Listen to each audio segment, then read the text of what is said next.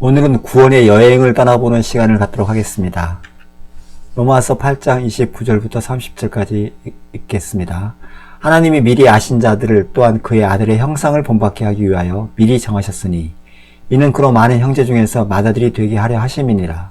또 미리 정하신 그들을 부르시고 부르신 그들을 또한 의롭다 하시고 의롭다 하신 그들을 또한 영원롭게 하셨느니라. 요한복음 10장 28절부터 29절 한 절 더 보겠습니다. 내가 그들에게 영생을 주노니 영원히 멸망하지 아니할 것이요 또 그들을 내 손에서 빼앗을 자가 없느니라. 그들을 주신 내 아버지는 만물보다 크심에 아무도 아버지 손에서 빼앗을 수 없느니라. 오늘 말씀 두 구절을 살펴보면 구원은 하나님이 미리 아신 자들을 정하시고 부르시고 의롭다 하시고 영화롭게 하셨다. 어떤 5단계로 설명을 하고 있습니다. 그러나 이 5단계 안에는 하나님이 미리 아신 자를 영화롭게 하셨다라는 하나의 전체적인 흐름이 있습니다. 영화롭게 하셨다라고 하는 것은 미래 완료로 하나님이 완성하셨다라는 의미가 있기 때문에 어떤 것이 먼저고 마치 순서가 없는 것으로서 이해하는 것이 더 적절합니다. 그리고 이러한 구원은 하나님이 우리에게 주셨으니 하나님 외에 아무도 아버지 손에서 빼앗을 자가 없다. 구원은 절대 빼앗기지 않는다라는 확진적인 말씀으로 이 말씀을 이해할 수 있습니다. 그러나 우리는 이런 질문을 하게 됩니다. 하나님이 구원을 다 이루셨으니까 우리 성도는 아무것도 안 해도 되는 건가? 그리고 빌립보서 말씀에 의하면은 두렵고 떨림으로 구원을 이루라는 말씀이 있는데 구원을 이루라고 하는 말씀은 완성이 안 됐으니까 이루라고 한 것이니까 구원은 아직 완성되지 않은 것. 그러면 완성된 구원은 뭐고 완성되지 않은 구원은 무엇인가?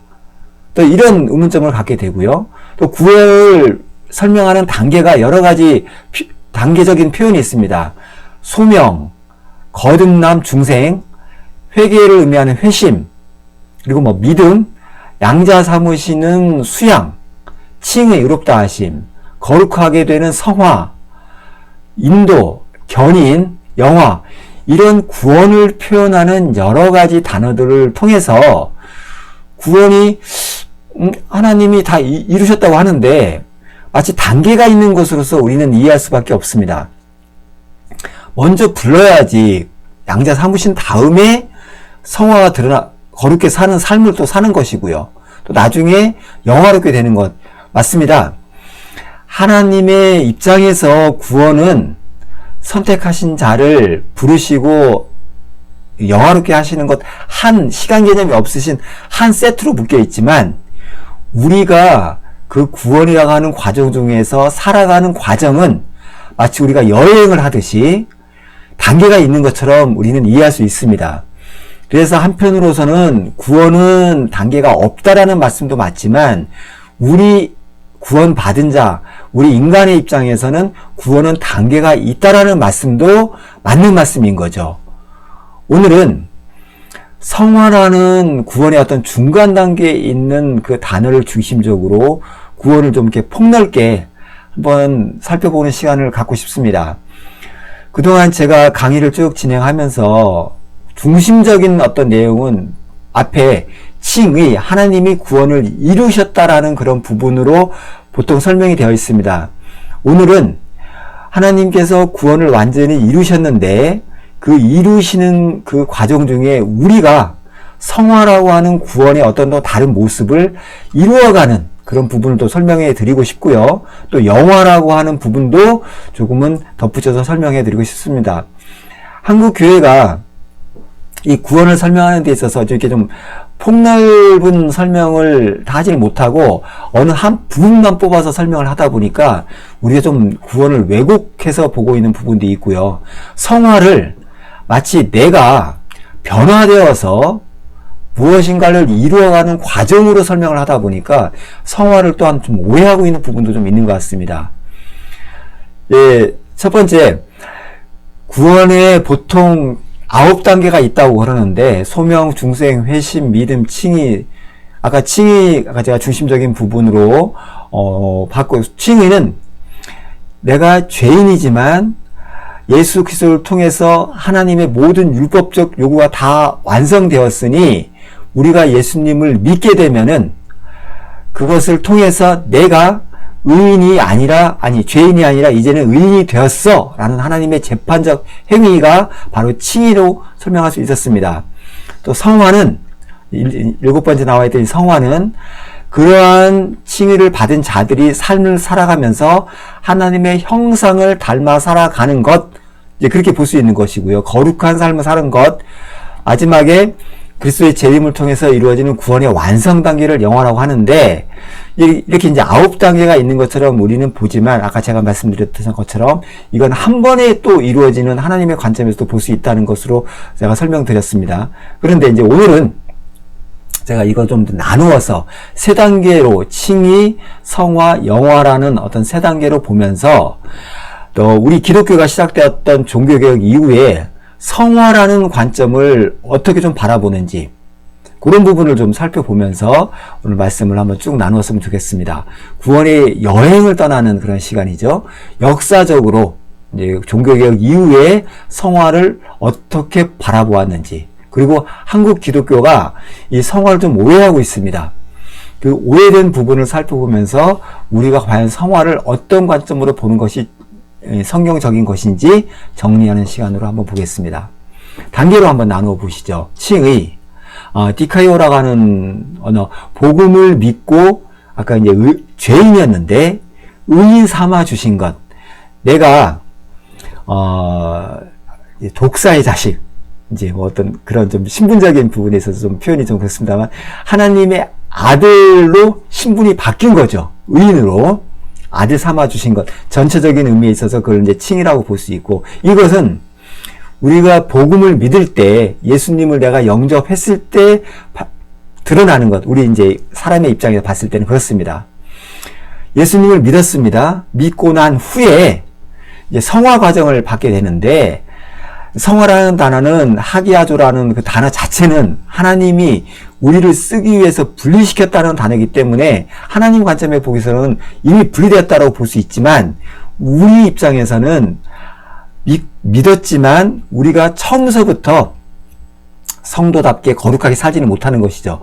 점차적으로 말씀을 보고 훈련을 하면서 기도 생활을 하면서 말씀대로 살아가려고 하는 것, 거룩하게 살아가는 삶이 겉으로 외적으로 드러납니다. 그것을 우리가 성화라고 이해할 수 있고요. 그러한 거룩하게 살아가는 과정 중에 하나님의 기쁨이 됩니다. 하나님의 영광이 드러나게 되는 것, 그것을 우리가 하나님의 우리가 영화에 들어갔다.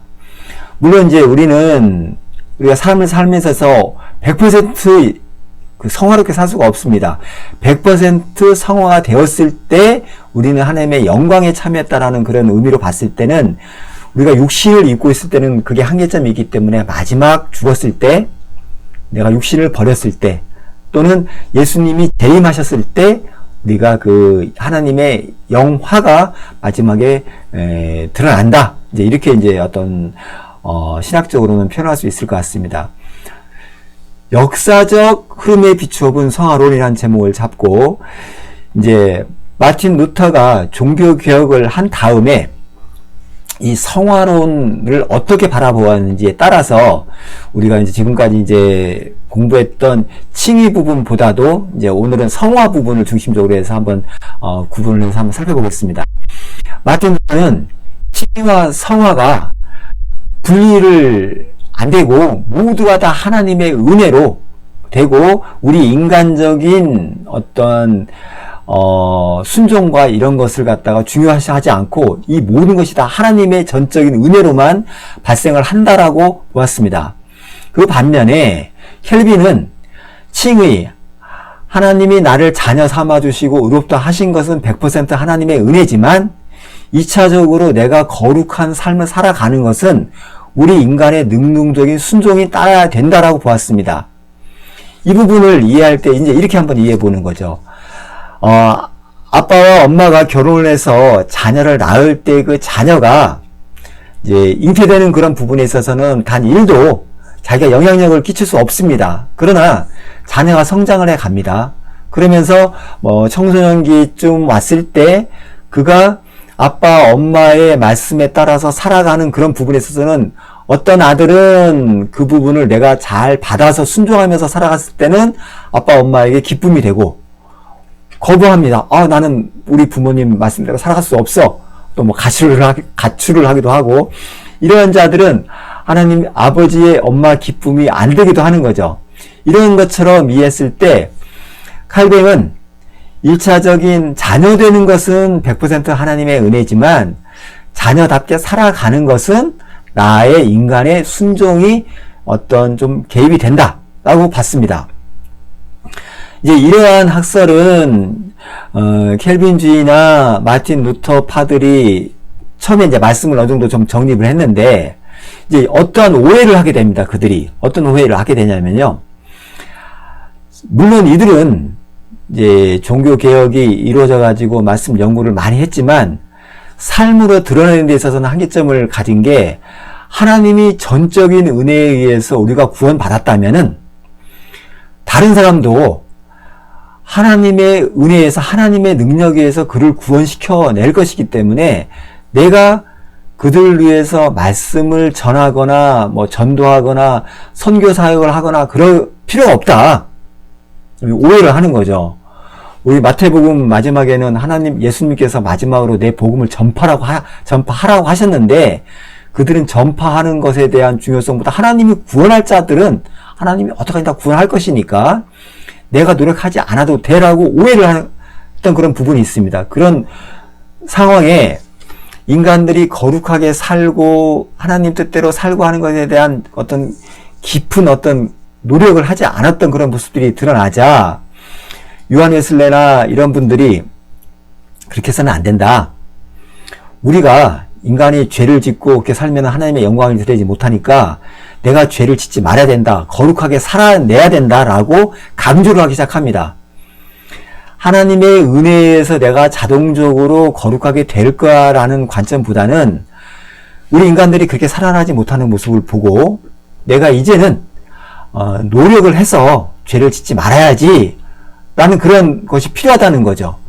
그러기 위해서 성령님께 기도하면서 복음 전도를 열심히 합니다. 요한 웨슬레이에서 또 이제 감리교회가 생겨나기도 하고 그들은 성령 세례를 또 중요시 여기기도 합니다. 그러한 운동이 있었고 한 발짝 더 나가서 영국에서는 영국 컴브리아라고 하는 작은 도시에서 성경 연구하는 것도 매우 중요하지만 내가 거룩하게 사는 것이 매우 중요하다는 집회를 하기 시작합니다. 사경회라는 5일짜리 집회를 하기 시작해서 우리가 이제는 하나님의 은혜를 받은 자로서 거룩하게 살아나야 돼 라고 하는 5일간에 걸치는 집회를 하게 되는데 그 집회는 우리 한국교회에도 큰 영향력을 미칩니다. 제가 그 캐직운동이라고 하는 그 사경의 5일짜리 내용을 잠깐 살펴보면 이렇습니다. 첫째 날은 죄를 인식해라. 두 번째 날 우리는 죄인이었는데 하나님이 구원을 위해서 예수님을 십자가에 못 박게 하시고 그 구원을 이루셨다. 이제 세 번째 날은 그런 구원을 우리가 받아들여서 너희들은 회개를 해라. 네 번째 날이 매우 중요한 날인데 우리가 성령 충만함을 입어서 거룩하게 살아나야 된다. 마지막으로 다섯 번째 날에는 우리가 거룩하게 살아가기 위해서는 헌신, 말씀을 몇 시간 보고 기도를 몇 시간 하고 봉사활동을 몇 시간 하고 해야 되는 그러한 결단을 해서 우리가 선교사를 파송하기도 하고 무엇인가를 해야 된다라고 그러한 결단의 시간을 갖습니다. 이러한 내용은 이제 저나 여러분도 혹시 과거에 1970년, 80년대에 한국 교회가 막 부흥할 때 이런 영성 회복 운동, 우리 부흥성회가 곳곳 전국에 계속 많은 부흥성회가 있었던 것을 기억을 합니다. 저도 그런 부흥성회에 많은 은혜를 받았고 부흥성회 동안에 말씀도 공부도 하기도 많이 했던 것이 기억이 나기도 합니다. 그러나 이런 또 부흥성회는 제가 나중에 이제 또 언급해 드리겠지만 또 한계점이 있었던 것이 우리 지금 현재에 있어서 한국교회에 드러나기도 합니다. 이러한 지금 네 가지를 살펴봤던 요 내용을 이제 인간이 성화를 거룩하게 되는 그런 것을 하나님의 인도하심을 내가 어떠한 자세로 받아들이고 또 성령 충만하는 어떤 그런 것이 극단적인 계기가 있었냐, 그런 극단적인 계기가 없었냐, 또 수동적인 자세로 그걸 내가 받아들이냐, 하나님이 이제 인간의 수동적인 자세는 하나님의 전적 은혜로만 이루어지느냐, 또는 내가 능동적으로 좀 받아들이냐, 그런 자세에 따라서 이렇게 좀 분류해 볼 수 있는 거죠. 루터 같은 분은 우리 인간의 수용 자세는 매우 수동적으로 받아들이게 되고, 어떤 극단적인 것이 없었다. 하나님이 처음서부터 이루셨고, 다 하나님이 준비해 주셨던 것을 우리가 받아들인 것으로서 복음을 이해했고요. 성화를 또 그런 관점에서 바라봤고, 켈빈은 인간의 순종인 자세가 조금 필요했다라고 봅니다. 물론 성령이 한 번에 확 와서 우리를 변화시켰다라고 보는 관점에 있어서는 둘 다 극단적인 것은 필요하지 않지만, 아무튼 켈빈은 조금은 더 우리의 순종을 필요로 했던 것을 볼 수 있었죠. 요한 웨슬레는 성령 운동을 함으로 인해 가지고 그런 극단적인 계기가 필요하고, 또 우리 인간의 그러한 복음을 받아들이고 성화 거룩하게 되는 것을 능동적으로 취해야 된다는 입장을 취했습니다. 캐직 사경회 또한 조금 더 한 발짝 더 나가서 그러한 세컨 블레싱, 인간의 어떤 적극적인 성령 운동, 회개 운동, 그런 것을 강조했던 것을 볼 수 있습니다. 이러한 캐직 사경회가 1970년대, 1980년대 한국에 있어서도 매우 강력하게 영향을 미쳐서 한국 교회가 그런 부흥성회를 많이 했던 것을 기억할 수 있고, 지금도 그러한 말씀 부흥성회는 우리에게 계속적으로 영향력을 미쳤습니다. 이러한 부흥성회 사경회가 한 발짝 더 나가서 마치 성령 은사가 꼭 있어야 되는데, 그 성령 은사는 방언이다라고 하는 또 그 방언파가 생겨나는 그러한 것까지 또 연결되기도 합니다. 그리고 치유사역 이런 쪽으로 또 한 발짝 더 들어가는 것이 있었기도 하죠. 그런 부분은 우리가 좀 이제 접어두고, 한국 교회가 이 성화론을 좀 오해한 부분이, 이런 부분이 있었다고 저는 지적하고 있었습니다. 내가 변화가 되어서 처음에 예수 믿기 전에는 나는 엉망인 삶이었는데 예수님을 믿게 되니까 이제는 좀 잘 살고 도덕적으로 살아야 돼 라는 그런 부분으로 이 성화를 목적 삼았다는 거죠. 내가 은혜를 받으면은 내가 삶이 변화가 되어야 돼. 나도 예수님처럼 살아낼 수 있어. 살아야지. 작은 예수가 되자. 어떤 이러한 슬로건을 걸고 교회에 있어서 어떠한 기도 생활이나 부흥회, 봉사활동, 포커스가 여기에 맞췄던 것을 우리는 볼 수 있습니다. 나의 사명, 나의 비전, 그것을 위해서 기도 생활해야 되고, 성경 공부해야 되고, 내가 훈련받아야 되고, 또 봉사활동 해야 돼. 이런 어떠한 짐으로서 성도님들 앞에 이런 것을 강요하고, 우리 인간들은 또 이런 것을 또 누군가 강했을 때 해냄으로 인해서 성취감도 얻게 되고, 그런 것을 동기부여를 막 시킴으로 인해서 교회가 엄청나게 부흥했던 것을 우리는 알 수 있습니다. 그러나 이러한 훈련과 이러한 운동들은 또 부작용을 낳게 되는 것을 우리가 볼 수 있습니다. 제가 부작용 내용을 한번 살펴봤을 때, 또 훈련 과정을 잘 이수한 자들에게 직분을 맡깁니다. 그들을 봉사자로 세우고 리더로 세웁니다. 그러자 그들은 이런 마음이 들게 되는 거죠. 나는 무엇인가를 통과해서 어떠한 단계를 넘어간 자, 교만한 마음이 들어오게 되고, 또 그렇지 못한 자들에 대한 평가를 하게 되는 거죠. 자신은 자만에 빠지고 다른 사람들은 평가돼서 그 사람들을 갖다가 무시하는 그런 자세가 또 우리 안에 드러나게 됩니다. 또 한편으로 이런 것도 들어오겠죠. 훈련을 받았는데 5년, 10년 겨쳐서 내가 직분도 받고 봉사자도 리더도 되었는데 내 안에는 여전히 죄를 짓는 내 연약한 모습이 드러납니다. 그 모습이 드러날 때 우리는 어떤 생각을 하게 되나요? 이거 뭐야? 나 5년간 10년간 훈련받았는데 찌질이 못나게 아직까지 내 이런 모습이야? 절망, 낙심을 하게 되는 거죠. 또 훈련받지 못한 자들은 나는 저런 훈련받는 대열에 끼지 못했어. 자괴감에 빠지게 하고요. 이런 부작용을 통해서 교회 안에서 직분이, 원래 목사, 장로, 권사, 집사 이런 직분들은 오히려 약한 자들을 섬기라는 은사로 직분이 수여되었지만, 그 직분이 하나의 계층을 만들어내는 부작용을 생산한다고 저는 볼 수 있습니다. 저는 봅니다. 교회 안에 계층이 생겨서 예를 들어서 예배 시간 일주일에 한 번도 빠지지 말고 52주를 한 번도 안 빠졌어. 헌금을 얼마큼 11조를 드리는 사람은 안수 집사, 권사, 장로가 될 수 있고, 그렇지 못한 사람은 그냥 초신자로 밖에는 될 수 없다. 이러한 나름대로 교회의 룰을 정하게 되는 그러한 잘못된 현상들도 드러나게 됩니다. 그런 것도 물론 잘못됐지만 가장 잘못된 것은 계층을 만들어서 누구는 믿음이 좋은 자, 누구는 믿음이 좀 안 좋은 자로 분리되는 것. 이것은 참 우리 교회가 시급히 버려야 될 모습이 아닌가 저는 생각을 합니다. 오늘 좀 결론 말씀을 드리고 싶은 거는 이 성화의 목적이 좀 잘못됨으로 인해서 이러한 부작용을 낳고, 결론적으로는 이 성화의 목적이, 저는 이 말씀을 적용하고 싶습니다. 순종이 제사보다 낫다라는 이 말씀을 분명히 이해를 해야 된다라고 생각을 합니다. 하나님 말씀 성경은 나 자신의 변화를 요구하지 않습니다. 예수님을 받아들였지만 내가 그 안에서 지속적으로 잘못되고 나는 흙의 모습을, 잘못되고 있는 모습을 갖고 있는 것이 드러났을 때 예수님만 의지하고 어린 아이처럼 예수께 붙어 있어라. 즉 순종의 내용은 하나님을 알아가고 구원하신 하나님. 그래서 성경은 이렇게 말씀하지 않습니까? 영생은 하나님과 그 보내신 자 예수 그리스도를 아는 것이라는 거 성경은 분명하게 말씀하고 있습니다. 그 부분만이 순종의 내용이라는 거죠. 사무엘상 15장 말씀을 잠깐 살펴보면 이렇습니다. 사울이라는 존재가, 왕이 하나님께서 명하신 그 아말렉 족속을 진멸하라고 했습니다.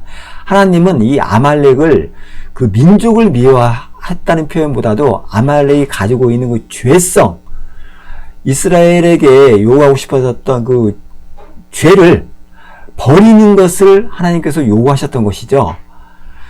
그랬는데 이 사울은 하나님의 말씀의 의도를 분명히 잘 깨닫지 못하고, 그가 그 왕 또 좋은 짐승들을 남겨와가지고 제사를 드리는 행위를 합니다. 그러자 사무엘이 나타나서 그를 책망하시면서 하나님이 당신을 버렸습니다 라고 말씀하고 있는 것을 우리는 알 수 있습니다. 제사라고 하는 부분을 생각해 봅시다. 제사는 우리 스스로 드릴 수 없습니다. 그래서 예수님께서 우리의 모든 허물, 우리의 죄악을 다 그가 감당하시고 그가 단 한 번의 영원한 제사를 드렸고, 우리는 그러한 예수님의 행하심을 보고 이해하고 그런 하나님의 마음을 알아가는 것, 그것이 바로 순종의 모습이라는 거죠. 그래서 사무엘이 사울에게 순종이 제사보다 낫다라는 말씀을 그에게 던져주면서, 이 말씀은 우리 성도에게 던져주는 말씀입니다. 우리는 예수님이 모든 것을 행하셨던 그 제사를 우리가 막 드리겠다라고 하는 것이 아니라, 그래서 예배는 제사 행위를 하는 것이 예배가 아니라 예수님의 말씀을 이해하고 내가 삶을 살아내는 전체가 우리의 예배자의 삶이라는 것이죠. 그 부분이 바로 포커스가 순종입니다. 순종의 내용은 영생을 주신 그 하나님과 예수님을 알아가는 것이고, 그것을 알아가기 위해서 우리가 기도 생활하는 것이고, 성경 말씀 보고, 내가 이웃을 사랑하는 게 너무 어렵기 때문에 예수님께서 우리 제자들의 발을 씻으셨습니다. 그 본을 받아서 우리도 제자들, 이웃을 사랑하는 그 삶을 살아가는 것이죠. 그것은 우리의 삶을 통해서 이것이 할 때 성화라고 하는 거룩함이 조금씩 드러납니다. 처음에는 때로는 잘 안 되고 실수하고 실패하지만 그러한 삶이 조금씩 드러났을 때 하나님이 이제는 조금 하네? 기뻐하시는 거죠. 그게 바로 영화라는 그런 단어가 거기에 연결되어 있는 것입니다. 오늘 말씀 전체를 통해서 성경은 창세기, 그 출애굽기 시작해서 마지막 예수님이 살아나셨던 사복음서, 그 말씀을 또 이해한 자들이 그걸 기술합니다. 그게 이제 사도행전 이후에 썼던 서신서, 바울이 쓴 서신서, 요한계시록까지 이어지는 거죠. 전체적으로 쭉 연결된 것 안에서 우리가 말씀을 찾아내는 겁니다. 한 구절만 가지고 끊어내가지고 설명할 수 없는 거죠. 제가 처음에도 말씀드렸지만 구원은 한 번에 이루신 겁니다. 그러나 우리가 인생을 살아갈 때 구원이 콜링, 또 내가 믿게 되는 거듭남, 또 칭의, 그리고 성화, 영화라는 단계가 있는 것이구나. 그러나 전체는 하나님이 나를 끌고 가 주시는 거구나. 절대 하나님이 내 손을 놓지 아니하시는구나 라는 것을 알게 된다는 겁니다. 오늘 말씀을 이런 관점에서 쭉 한번 정리하면서 공부한 것으로서 좀 이해해 주시고요. 좀 더 자세한 내용도 또 깊이 있는 내용들은 또 다음번 기회에 나눴으면 좋겠습니다. 감사합니다.